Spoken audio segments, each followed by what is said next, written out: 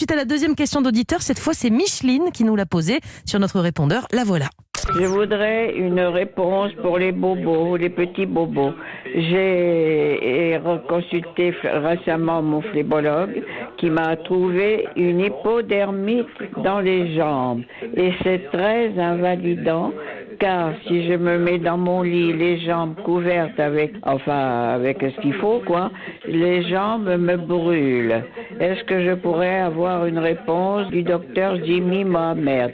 Merci d'avance. Au revoir. Alors Jimmy, même si on n'a pas le droit, on ne fait pas de radioconsultation pour un cas précis, est-ce que d'un point de vue général, déjà pour nous expliquer ce que c'est que l'hypodermite? Oui, l'hypodermite, on appelle ça aussi la dermohypodermite, celle qui est la plus connue, la plus fréquente, c'est ce qu'on appelle l'érysipèle, c'est l'infection de jambes, c'est une infection bactérienne. Mais là, elle dit que c'est son phlébologue qui l'a dit. Et on sait qu'il y a des hypodermites qui sont liées à une insuffisance veineuse. Dans un premier temps, vous avez des petites varices, elles ne sont pas douloureuses, souvent derrière le genou, sur la face externe de la jambe, elles évoluent petit à petit, elles évoluent jusqu'au stade de l'ulcération.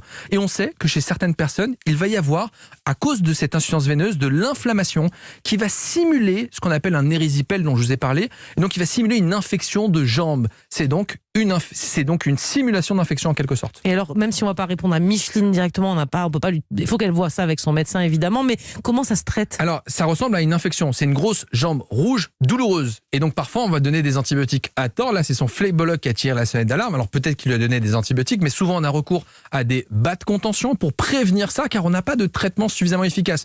Et parfois, le phlébologue agit avant ce stade-là, donc c'est sclérosé, des petites varices, pour éviter ça. Et même si, encore une fois, le traitement n'est jamais parfait.